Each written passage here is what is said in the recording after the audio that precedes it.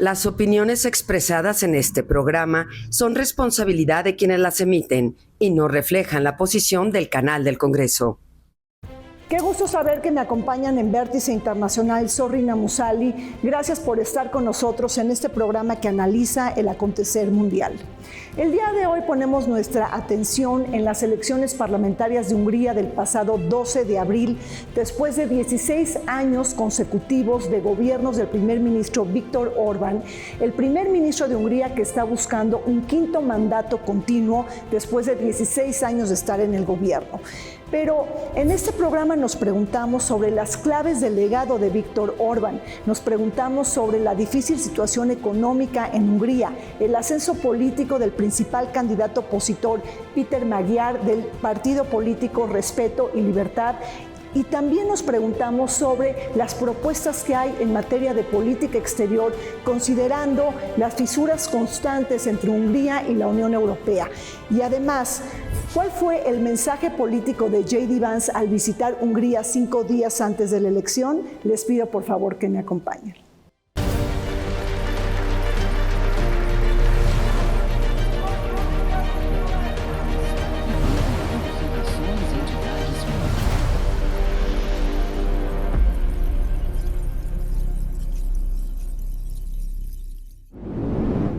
Hungría acaparó la atención mediática internacional con la celebración de sus elecciones parlamentarias del pasado 12 de abril, consideradas una auténtica prueba de fuego para el primer ministro Viktor Orbán, quien aspiró a prolongar su permanencia en el poder tras 4 mandatos consecutivos desde 2010 y sumados a otros 4 años de su primer periodo de gobierno entre 1998 y 2002. Con 20 años como jefe de gobierno, Viktor Orbán fue el artífice de una transformación profunda en los planos político, económico y social en Hungría, alcanzando a configurar un modelo propio dentro de la Unión Europea. Con la intención de impulsar una nueva Hungría, aprobó la nueva Constitución del 2012, reformas electorales y cambios en el equilibrio de poderes que desmontaron el sistema de pesos y contrapesos basados en la democracia liberal. A su vez, Orbán impulsó una agenda conservadora centrada en la familia, identidad nacional y las raíces cristianas, acompañada de una fuerte retórica antimigrante. En un mundo convulso y lleno de guerras, Hungría logró robarse los reflectores internacionales con la celebración de sus elecciones parlamentarias del pasado 12 de abril, después de los 16 años de gobierno consecutivo del primer ministro Viktor Orbán. Para comentar sobre la elección más difícil del primer ministro y la de mayor implicación geopolítica, nos acompañan desde la antigua sede del Senado Pedro Arturo Aguirre, escritor, politólogo y analista internacional. Bienvenido, Pedro. Gracias. Nos acompaña también Marta Ockman. Ella es profesora investigadora del Instituto Tecnológico de Monterrey. Bienvenida, Marta. Buenos días, muchas gracias por la invitación. Gracias, Marta. Y está con nosotros también Mauricio Islas Campos. Él es internacionalista y profesor de la Universidad Iberoamericana en Puebla. Bienvenido, Mauricio. Buenos días, muchas gracias por la invitación. Pedro, en este 2026, 12 países europeos han celebrado o van a celebrar elecciones parlamentarias y o presidenciales.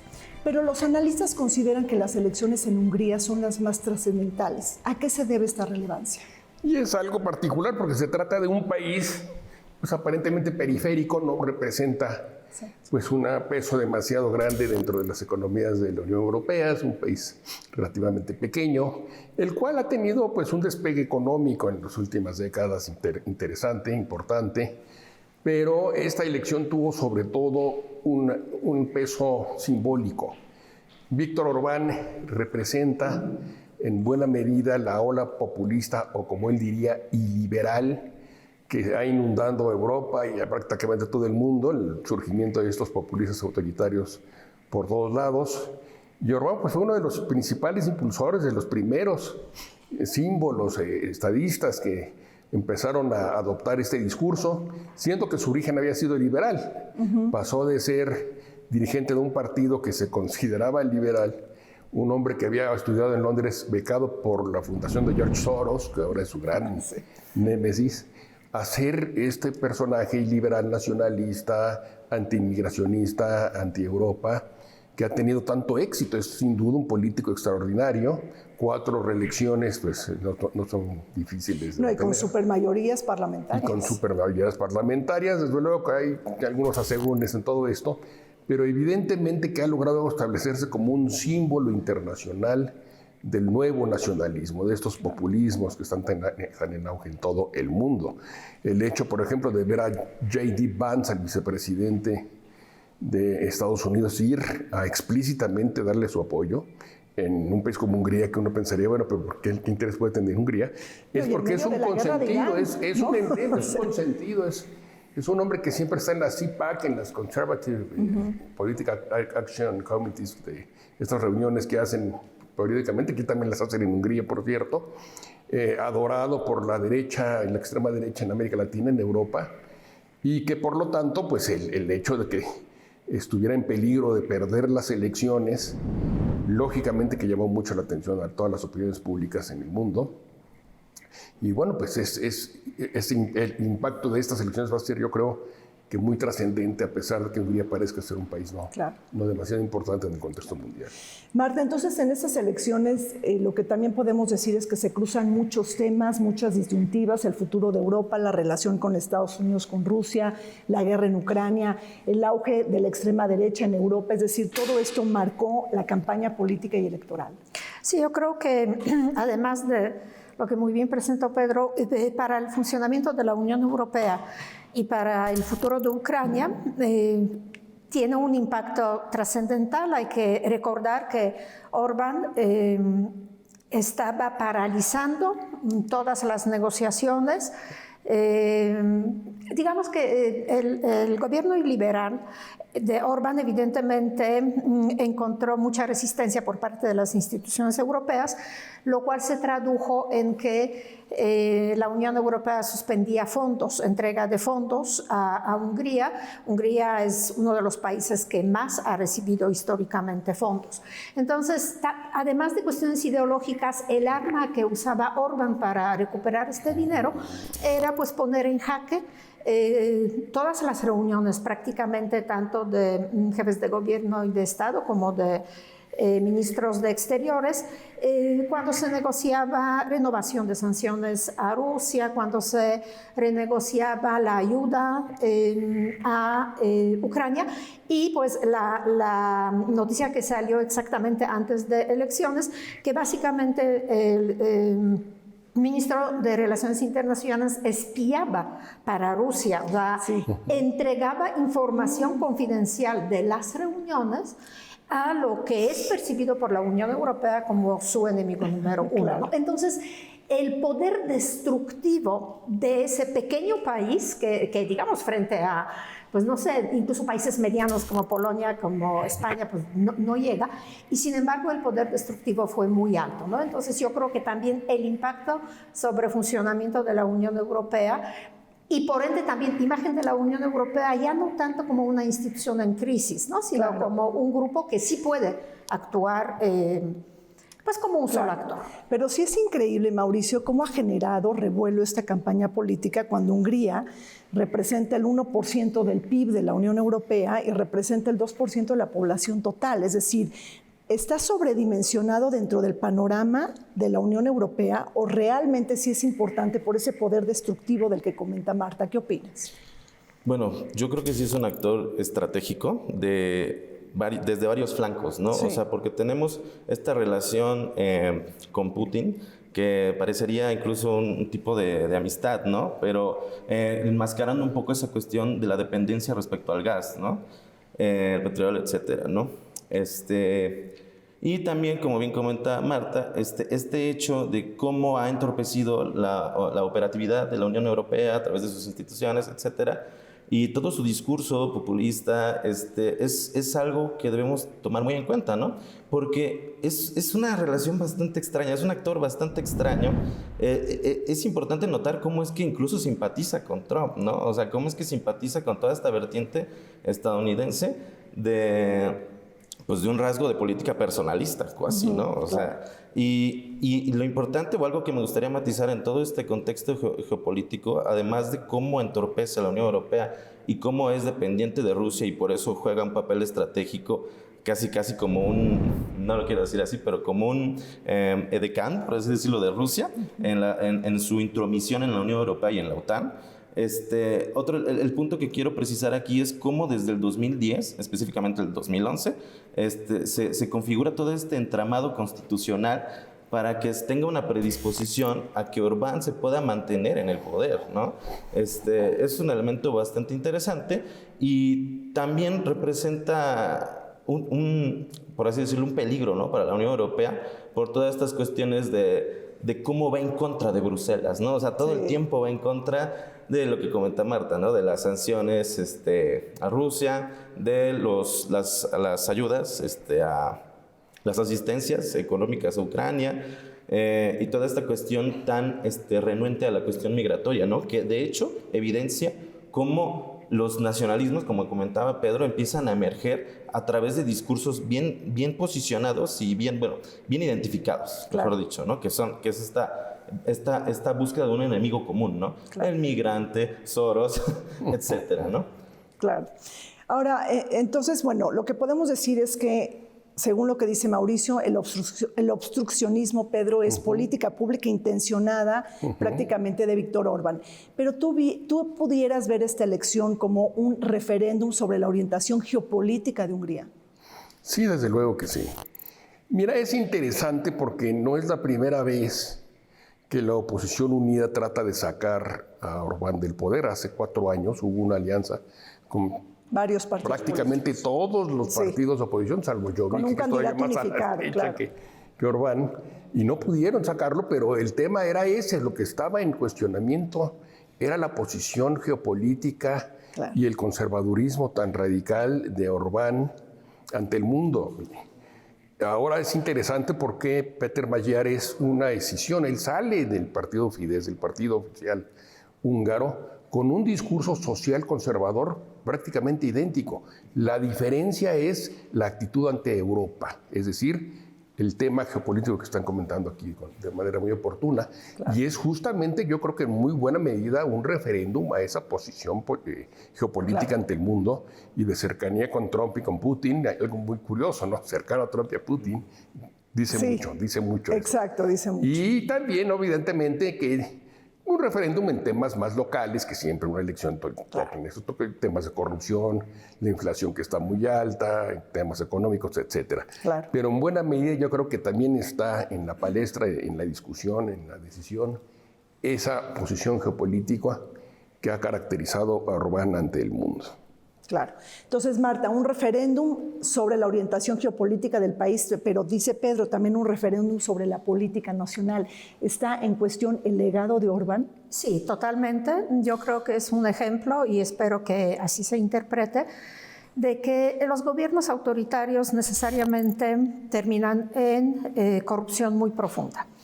Lo que muy bien dijo Pedro, que básicamente pues él sale, es muy cercano a Fidesz, principalmente a través de sus negocios, pero también su ex esposa. De hecho, él aparece hace 2 años de nada, él no era político profesional, por un escándalo de pederastia. Todo el discurso de Fidesz conservador es el discurso que Europa está en podredumbre y evidentemente igual que el discurso pues, de Trump y de MAGA, que esa podredumbre se expresa en muchas cuestiones morales, ¿no? Y el gobierno de Orbán encubrió uno de los escándalos de pederastia en el cual estaba involucrado precisamente las élites, ¿no? de Fidesz. Entonces, no es solamente el cansancio del autoritarismo, porque en realidad debemos reconocer que no necesariamente los húngaros lo hacen en nombre de la democracia, pero sí con las profundas redes de corrupción. Sobre economía húngara se dice que es un socialismo para ricos y capitalismo para pobres. Es decir, el Estado controla la economía en beneficio de los ricos, ahí sí reparte la riqueza, Pero los pobres, Hungría es país con salarios más bajos de la Unión Europea, con financiamiento a la educación, con financiamiento a servicios de salud más bajos. Y todo eso evidentemente está ya provocando el cansancio de la población, ¿no? Entonces, yo creo que sí hay también esa lección para todo el mundo, que por muy que uno defienda gobiernos autoritarios con, de repente, argumentos de efectividad, no es así. Necesariamente caen en las redes de corrupción. Pero a ver, entonces estamos hablando, Mauricio, de que Hungría es el país más pobre de la Unión Europea, es el país además que, bueno, pues hay un hartazgo absoluto de la población y también es el más corrupto de la Unión Europea y quizá el menos libre. ¿Qué propuestas tiene Peter Magyar para darle una revolcadura a eso? Me gustaría empezar esta respuesta con un preámbulo sí. a la cuestión del referéndum, ¿no? O sea, sí. Es interesante cómo esta elección representa lo que comentas, ¿no? O sea, este descontento de las poblaciones ante la crisis, ¿no? Ante esta situación, pues surge un oportunista, por así denominarlo, no de manera despectiva, sino que alguien que sabe leer la coyuntura, ¿no? O sea, alguien que, como Peter Magyar, que se da cuenta, como un insider de Fidesz, como comenta Marta, un insider, es decir, alguien que estaba dentro del partido y que por lo mismo gana alta credibilidad, ¿no? Para sus denuncias, ¿no? Entonces, este es uno de los elementos que de cierta manera posicionan su discurso, ¿no? Y, como comentaba Pedro previamente, otra de sus propuestas muy grandes es este retorno a la Unión Europea, ¿no? O sea, sí. Retorno en el sentido de volver a cooperar, ¿no? Volver a cooperar con la Unión Europea para que sus procedimientos no se entorpezcan, ¿no? Para que sean más fluidos, más efectivos. Y también, pues, hay otra situación que es la complejidad del discurso, que es muy similar, como comentaba Pedro, ¿no? Al de Orbán en términos migratorios. Tal vez no tan radical, pero es similar, ¿no? O sea, y pues también de cierta manera conservador, ¿no? Lo interesante aquí es ver cómo las propuestas giran en torno a este regreso a estar de acuerdo con Europa, claro, ¿no? Con la Unión Europea. Entonces, Pedro, desmonta la democracia liberal Víctor Orbán, instaura una autocracia electoral nacionalista y conservadora, pero dentro de este juego, ¿cómo puede jugar los indecisos?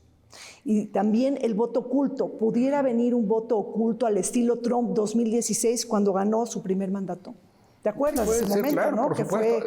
Así le han llamado algunos analistas a este fenómeno del autoritarismo electoral, que yo no diría que es nuevo. En México lo tuvimos 70 años. Pero bueno, es el tema húngaro, justamente porque Orbán en los últimos años ha sido capaz de promover reformas para garantizar el predominio de Fidesz. Claro. El gerrymandering que le llaman, es decir, el dibujar los distritos electorales de tal forma que se beneficie el partido en el poder, es una de esas. Garantizar sobrerepresentación, por lo tanto, del partido en el gobierno. Garantizar también un control en los distritos electorales, en las autoridades electorales. Entonces, estamos hablando de sobrerepresentación, estamos hablando de control de autoridades electorales, del poder judicial también. Sí le suena, ¿no? Pero también de una constitución del 2012 que favorece completamente al partido Fidesz. Y bueno, y también la creación de redes clientelares, otra. Todo eso pues ha hecho que el control de Fidesz sea muy difícil de vencer, muy difícil de vencer.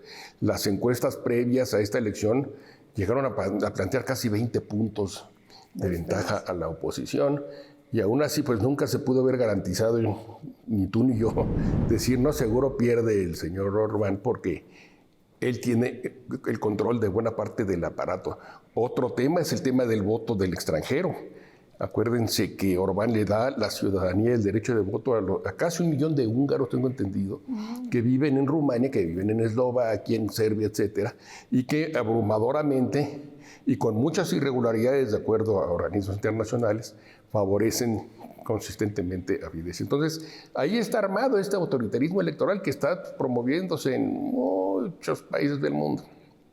Bueno, pues sí, permítanme hacer un corte. Bueno, pues recordemos que estas elecciones en Hungría son muy importantes porque no solamente van a definir el futuro de Hungría, sino está de por medio también el futuro de Europa y el posicionamiento de Hungría frente a la Unión Europea y su vínculo transatlántico. Volvemos.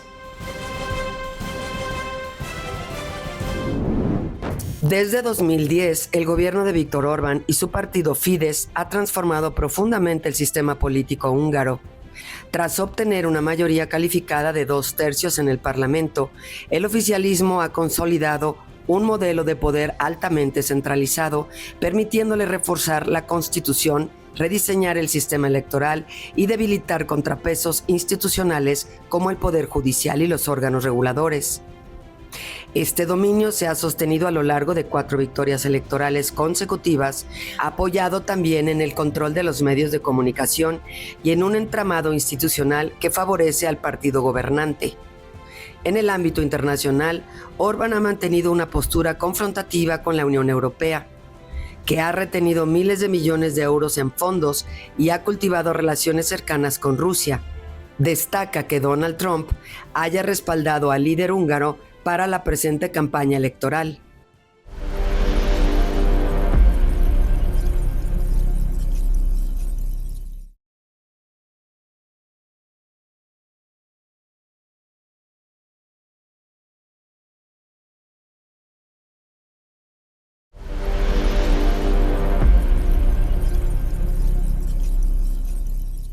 El pulso electoral en Hungría quedó centrado en el enfrentamiento entre Viktor Orbán y Péter Magyar. Este último, el candidato del Partido Conservador Respeto y Libertad. Su ascenso político se evidenció en las elecciones europeas del 2024, donde obtuvo cerca del 30% de los votos, un resultado sin precedentes para un partido emergente de Hungría.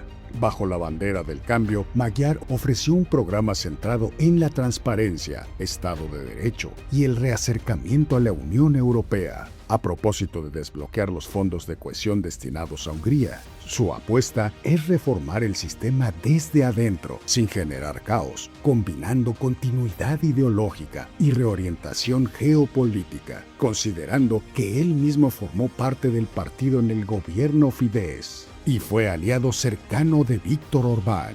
Magyar ha planteado la elección de 2026 como un referéndum sobre la orientación geopolítica del país. Continuar con la aproximación a Rusia, apoyada por Orbán, o reanclar a Hungría dentro del eje occidental.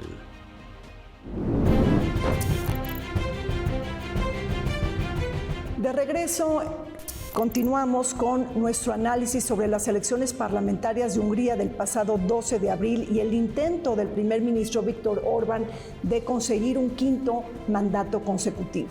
Marta, tuvimos una elección, una campaña electoral basada en una polarización política, en acusaciones mutuas, pero Viktor Orbán llevó al extremo la campaña política y presentó estas elecciones como una disyuntiva entre la paz y la guerra. Sí. ¿Por qué? ¿Cuál es la explicación? ¿Quién es el enemigo?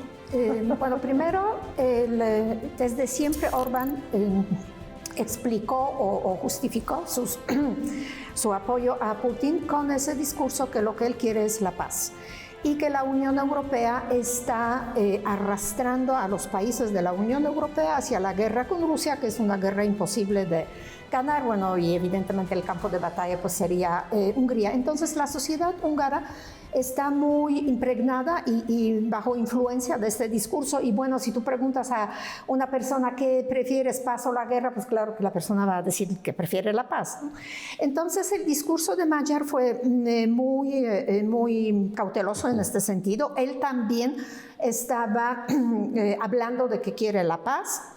Incluso su política exterior en la campaña pues no fue como muy, digamos, muy clara, o no era el punto más importante de la campaña, fue más bien las cuestiones de corrupción, del desgaste del sistema, precisamente porque la mayoría, de hecho, de los húngaros tiene sentimientos amistosos hacia Rusia, ¿no?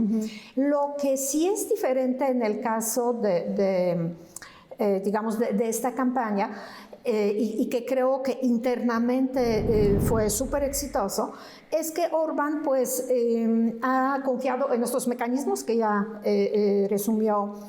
Entonces aquí Magyar lo que opuso es la frescura.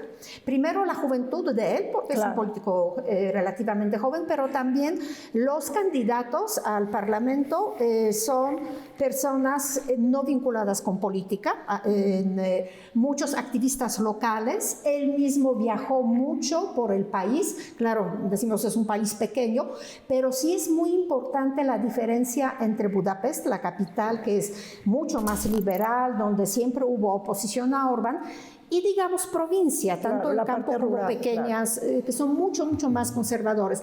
Pero él proyectó en la campaña eso, el espíritu de que la victoria es posible.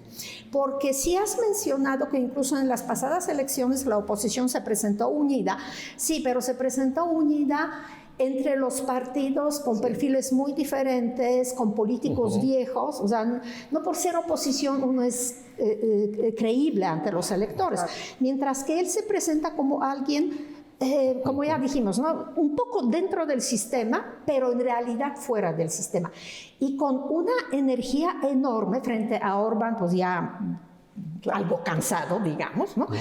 Esa juventud y esa esperanza que sobre todo activa a los jóvenes de que se puede. Claro.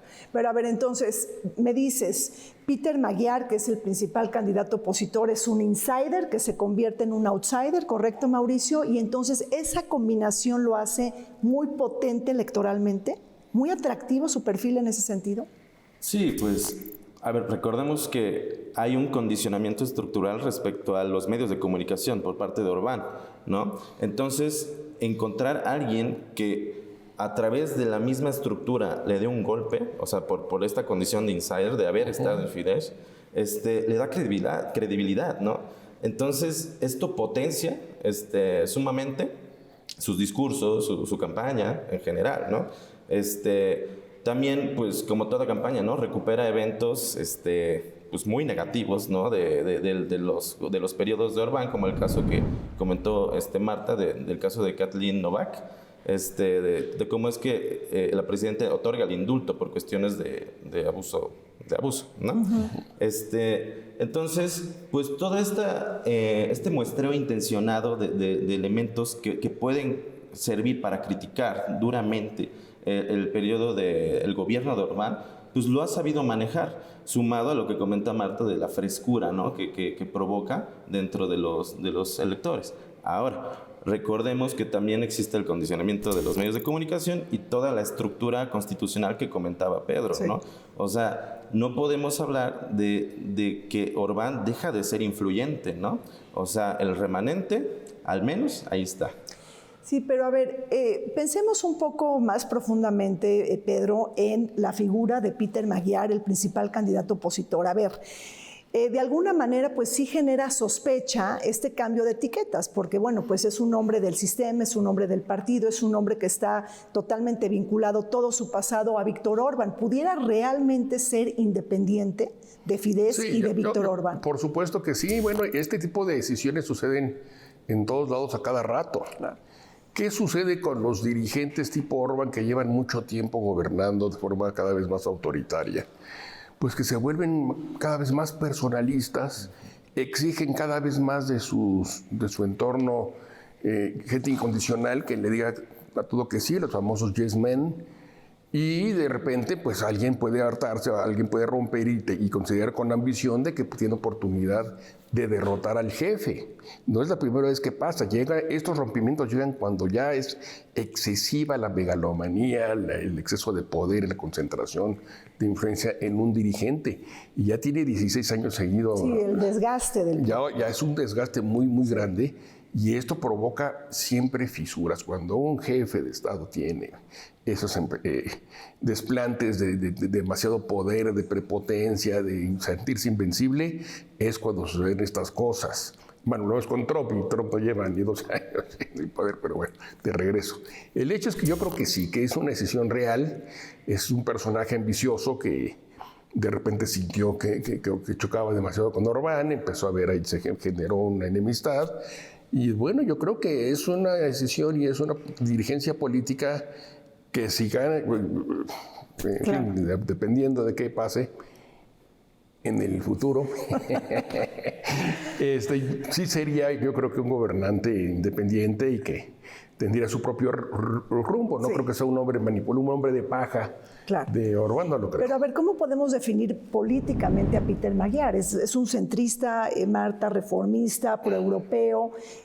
¿Hay un cambio en el juego de etiquetas? ¿Quién es él? Es un centrista moderado. No hay ningún cambio así como fuerte que podría poner en duda su credibilidad. También sí es importante decir, sí estaba relacionado con Fidesz, pero nunca ocupó puestos muy importantes. Fue de hecho su ex esposa la que estuvo en la Cancillería, ¿no? Entonces, él no ha sido identificado como hombre de régimen que de repente se revela, aunque efectivamente al principio algunos sospechaban que Orbán lo puso como títere para desviar el voto de la oposición, ¿no? Pero claramente vemos, lo hemos visto en los sondeos previos a las elecciones, que básicamente la escena política se divide entre ellos dos. Los demás partidos están por debajo, ¿no? Ahora, en cuanto al cambio, yo creo que sí es muy importante no olvidar que son elecciones parlamentarias. Es decir, lo que se gana en esas elecciones es el poder legislativo, que para hacer cambios constitucionales necesita 2/3 partes.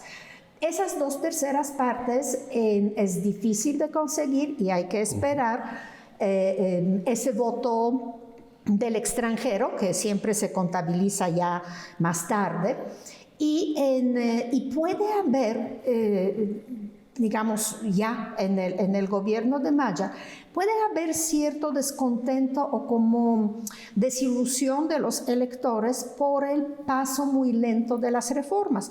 ¿Por qué? Precisamente porque todas las instituciones, Poder Judicial, Banco Central, toda la alta administración, no solamente es de Fidesz, tiene periodos muy largos, de 8 o 9 años, y ellos pueden obstaculizar mucho lo que son los cambios profundos en el sistema, por ejemplo, para regresar a un sistema electoral más democrático, para reactivar la democracia local, para cambiar y castigar a los políticos que se perciben como corruptos, ¿no? Entonces yo creo que sí, simbólicamente son elecciones muy, muy importantes, pero sí hay que entender que las elecciones tampoco hacen un cambio tan brusco, sino que se necesita tiempo y se necesita de los 3 poderes para realmente revertir lo que Orbán fue construyendo durante 16 años.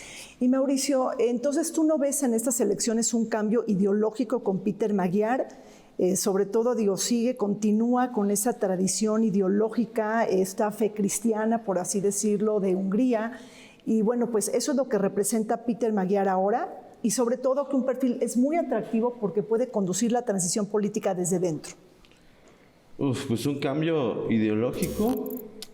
A ver, es que es una pregunta bastante compleja, ¿no? Porque para hablar de un cambio ideológico, yo creo que tendríamos que hablar también de todas las condiciones con las que Magyar y Orbán son similares, ¿no? Son medio afines en términos ideológicos. Sí, claro. O sea, yo creo que el elemento ideológico que sí podríamos posicionar como un cambio sustancial es que Magyar pues, va a estar de acuerdo con la Unión Europea, o al menos es lo que propone, ¿no? Mientras que Orbán tenía la intención, pues casi de reestructurar, ¿no? Bruselas, o sea, de decir, bueno, pues yo quiero aquí obstaculizar, quiero meter mi mano, ¿no? Por así decirlo, en función de los intereses rusos.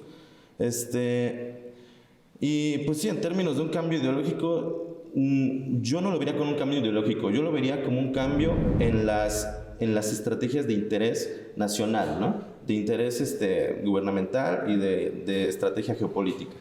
Claro. Ahora, no hemos hablado de otros partidos políticos, pero sí llama la atención el partido de Nuestra Patria, que es un partido mucho más a la extrema derecha. Entonces, si hay resultados electorales ajustados, Víctor Orbán pudiera echar mano de este partido político y ese sería el peor escenario para la Unión Europea. Bueno, no solamente eso, también está Jobbik, que es un partido que es todavía más extremista que Fidesz y que, bueno, todavía tengo entendido tiene alguna fuerza por ahí. Pues desde luego podría plantearse quizá algún tipo de coalición en el caso de que estos partidos tuvieran la suficiente fuerza como para ganar algunos distritos electorales. No lo veo muy factible porque el sistema electoral está diseñado para cerrarle la puerta a partidos pequeños a tener representación parlamentaria considerable. Acuérdense que es un sistema mixto donde la mayor parte de los 199 escaños se elige en distritos uninominales, lo cual eso te pone un dique muy grande a los partidos pequeños y medianos, y solamente el resto de esos, de una minoría de los escaños se va a dividir con la vía proporcional. Entonces estamos hablando que los actores, sobre todo en una elección tan polarizada, con dos grandes personajes frente a frente, yo veo muy difícil que la extrema derecha logre tener más allá de 2 o 3 escaños. Pero bueno, en una situación demasiado cerrada, uno nunca sabe. El hecho es que lo interesante es cómo se ha cambiado de fondo la clase política en Hungría.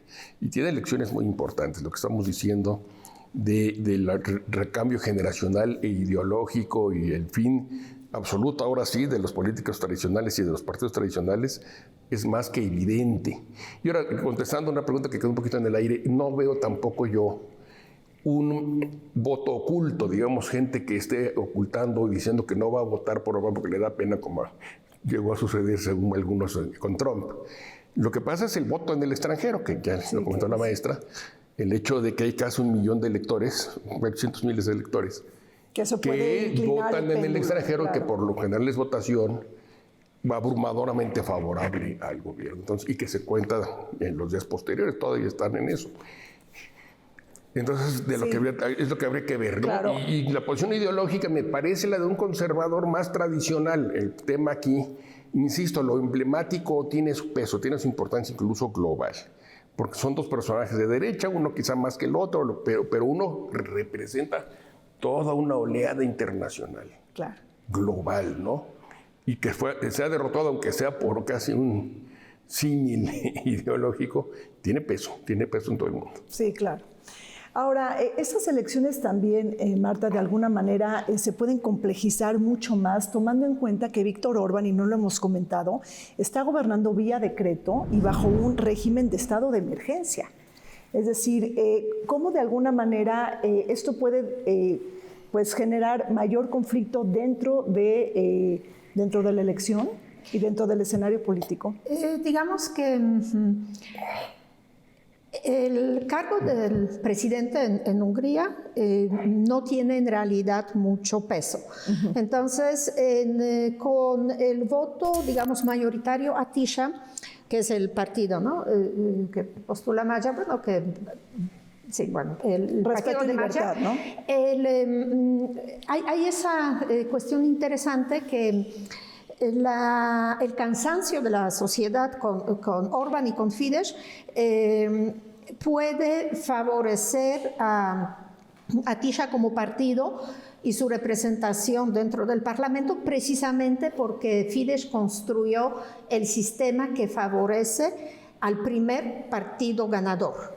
Independientemente de la cantidad de votos, pues le da escaños adicionales pues, para construir una mayoría sólida, ¿no? Pero lo que dijimos allí, donde Fidesz está y va a estar presente, son todas las demás estructuras. Y entonces, cuestiones, digamos, por ejemplo, del Tribunal Constitucional, ¿no? Que está totalmente ideológicamente afín a Orbán y a su proyecto, pues evidentemente puede obstaculizar lo que es pues cualquier proyecto, básicamente, que presente Magyar o que presente Tisza dentro de... si Tisza, digamos, gana, entonces, pues Magyar sería el primer ministro, que es donde realmente existe el poder. Y hay otro factor que tiene que ver con esta polarización que aquí mencionamos, que sí puede haber problemas de credibilidad y de legitimidad por acusaciones de fraude, por acusaciones de financiamiento externo, porque ya desde la campaña Magyar claramente dice, ¿no?, que Rusia está financiando campañas de Orbán y el gobierno de Estados Unidos pues lo está apoyando con la visita de Vance. Pero Orbán dice, pero Ucrania y la Unión Europea está financiando a Tisza y a Magyar, ¿no? Entonces, cuando tenemos una polarización donde sí hay un partido ganador, pero finalmente la diferencia no es tan grande y es básicamente resultado de una campaña pues, de acusaciones mutuas desde el principio, pues sí podemos tener problemas incluso en lo que se define como, pues digamos, influye el voto del extranjero. Podemos tener incluso como movilización social, como protestas sociales, ¿no? Eso sí, hay que incluso considerar, es uno de los escenarios que se considera. O inclusive, ¿consideras tú un conflicto postelectoral? Sí, es probable. Como comenta Marta, o sea, la cuestión del resultado, o sea, puede provocar, de cierta manera, pues descontento de la población, ¿no? A final de cuentas, la población ya está en un proceso de polarización, como comenta Pedro, ¿no? Un proceso de polarización que haría evidente el descontento, ¿no? Y podría tener alguna manifestación, pues, a considerar, ¿no? Pues sí. Claro. Oye, Pedro, hace ratito hablaste de George Soros y bueno, es importante comentarlo. ¿Qué rol está jugando en esta campaña? Digo, estamos hablando de un filántropo estadounidense de origen húngaro, progresista, liberal, promigrante. ¿Qué está pasando ahora con esta figura desempeña el papel que le quiere asignar a Orbán, porque se ha siempre sobrevaluado la importancia de George Soros y de la Fundación por la Sociedad Abierta. Se le ha convertido en un villano global. Las teorías de conspiración todas incluyen a Soros como un demonio que fue. Y es el villano favorito de la extrema derecha y en particular de su ex becado Orbán. Evidentemente, pues esa es la función. Yo no creo que influya en absolutamente nada, ni que financie nada. Quizá en una muy marginal proporción. Yo no lo veo en absoluto. Es el villano Pero sí es favorito. Como esta imagen simbólica que sí tiene utilidad, ¿no? En una sí, es el villano favorito de Orbán, y no solo de Orbán, sino ya incluso en Estados Unidos también ya lo agarraron como el malo de la película, pero es absurdo, es una cosa que no tiene implicación. Sí, yo creo que incluso en Hungría con la guerra en Ucrania, Orbán ya presenta a Zelensky mucho más como el villano que... ¿El villano? Que sí, que interfiere directamente. Por eso estábamos hablando de guerra y de paz, o sea, el gran enemigo es Zelensky, ¿no? Prácticamente, y Ucrania frente a Hungría. Y en los pósters electorales también hemos visto mucho, bueno, evidentemente no de Tisza, sino de Fidesz, que presentaban a Magyar, y en el fondo estaba Zelensky y Ursula von der Leyen. Sí, o sea, como una gente de Bruselas, ¿no? Una no gente de voten Kiev. por una marioneta que los va a llevar a la guerra con Ucrania. Pues así las cosas en Hungría, pues unas elecciones importantes porque van a definir las relaciones de Hungría con la Unión Europea, relaciones fisuradas por cuestiones tan importantes como la democracia, el Estado de Derecho y la política exterior. Regresamos. La oposición húngara ha experimentado una reconfiguración significativa con el ascenso de Péter Magyar, una figura atípica que emergió desde el interior del propio sistema. Exmiembro de Fidesz y cercano al círculo de poder, Magyar rompió con el gobierno en medio de escándalos políticos y denuncias de corrupción, posicionándose como un creíble del régimen. En poco tiempo logró transformar el partido Tisza en la principal fuerza opositora, obteniendo cerca del 30% de los votos en las elecciones europeas del 2024 y articulando una plataforma centrada en la transparencia, el combate a la corrupción y la restauración del Estado de Derecho. En política exterior, planteó reorientar a Hungría hacia una relación más cooperativa con la Unión Europea, incluyendo el desbloqueo de fondos y el fortalecimiento institucional, aunque mantiene posiciones cautelosas respecto a Rusia y la guerra en Ucrania.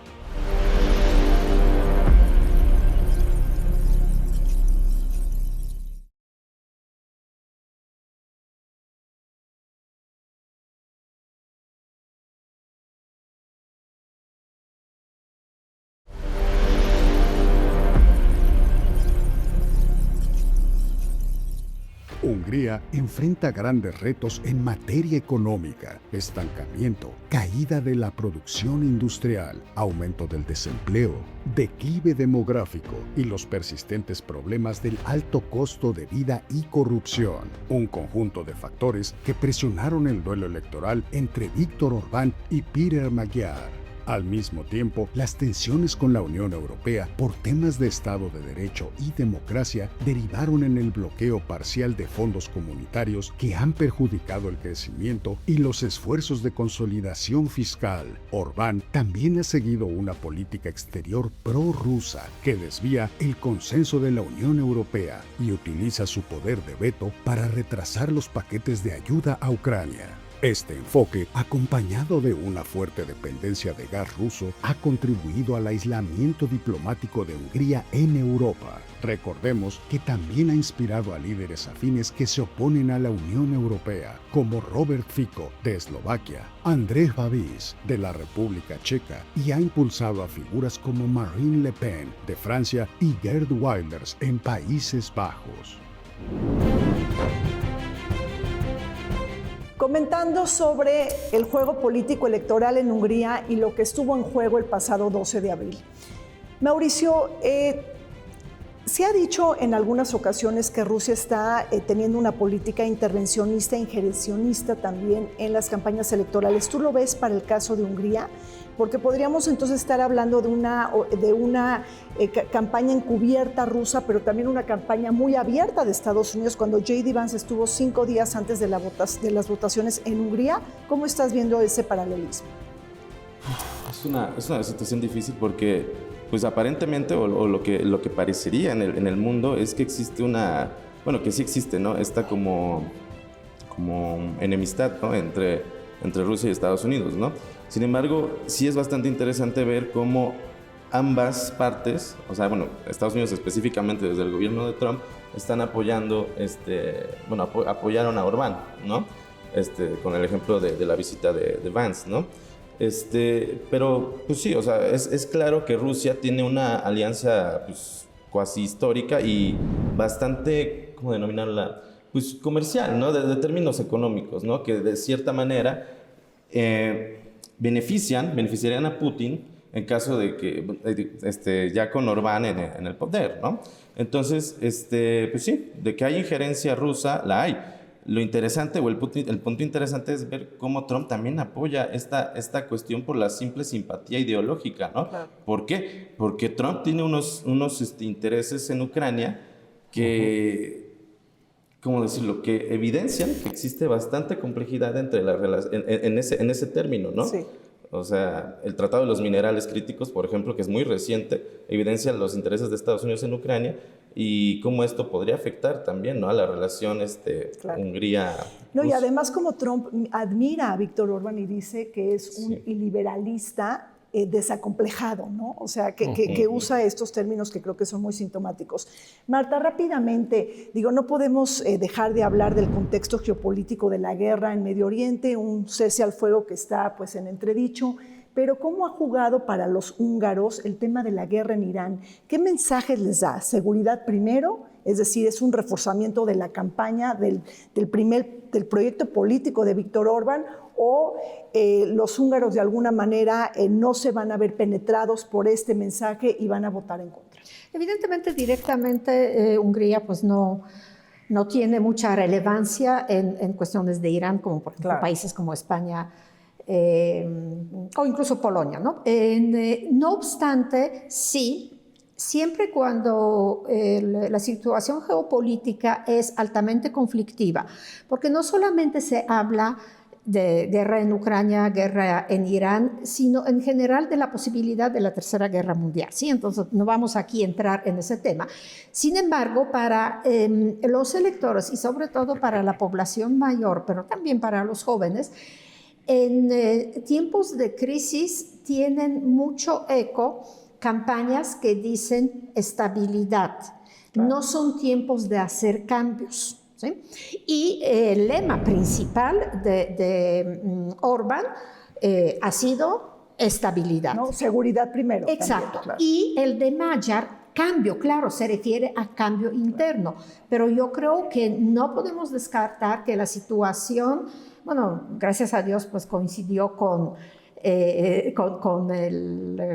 supuestamente el acuerdo, ¿no? El cese de fuego y las negociaciones regreso a negociaciones, pero sí yo creo que es un factor importante que puede, para algunos electores más cautelosos, decir, no estamos en un mundo donde, y además Orbán, pues que es súper cuate de Trump, nos da la seguridad en el sentido de pues siempre lo que fue tradicionalmente el NATO y paraguas nuclear, etc.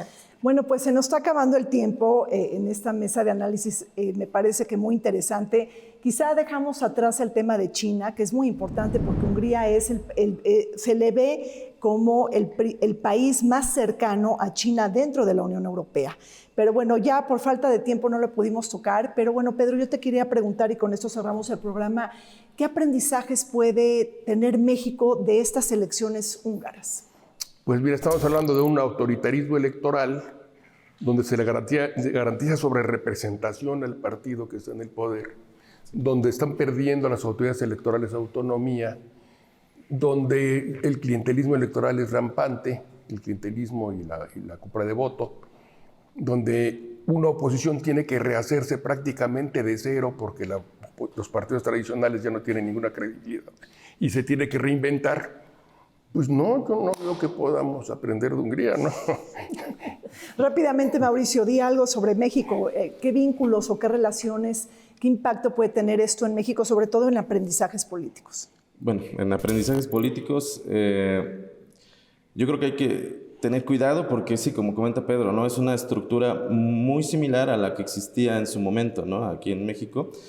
Y pues algo que tenemos que aprender es que mientras tengamos la oportunidad de hacer algo al respecto, pues educarnos, ¿no? Educarnos para ver qué es lo que más conviene a nuestro país y tomar decisiones, ¿no? No ser indiferentes, ¿no? Porque la indiferencia, la subordinación a una estructura clientelar, todas estas condiciones discursivas que incluso rayan en la posverdad o son posverdad, pues dificultan nuestra voluntad, ¿no? O sea, son vicios en la voluntad del sufragio, ¿no?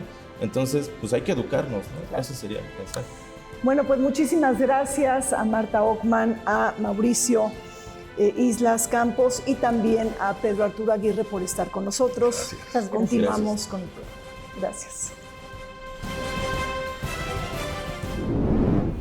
En el plano económico, Hungría enfrenta un escenario de estancamiento y presión social que ha comenzado a erosionar la base de apoyo del gobierno. La economía lleva 3 años sin crecimiento significativo, mientras que el costo de vida ha aumentado de forma sostenida, con precios de alimentos cercanos al promedio de la Unión Europea, pese a que los salarios húngaros se mantienen entre los más bajos del bloque. A ellos se suman los efectos acumulados de crisis anteriores, como la financiera del 2008, la pandemia de COVID-19 y la energética derivada de la guerra en Ucrania, además de tensiones con Bruselas que han derivado en la retención de fondos clave. En este contexto, los temas como la inflación y la corrupción se han colocado en el centro del debate político, convirtiendo la situación económica en uno de los factores más decisivos en la coyuntura electoral. Se nos acabó el tiempo. Soy Rina Musali, me despido de ustedes y les recuerdo que transmite todos los martes y los sábados por... Hasta pronto.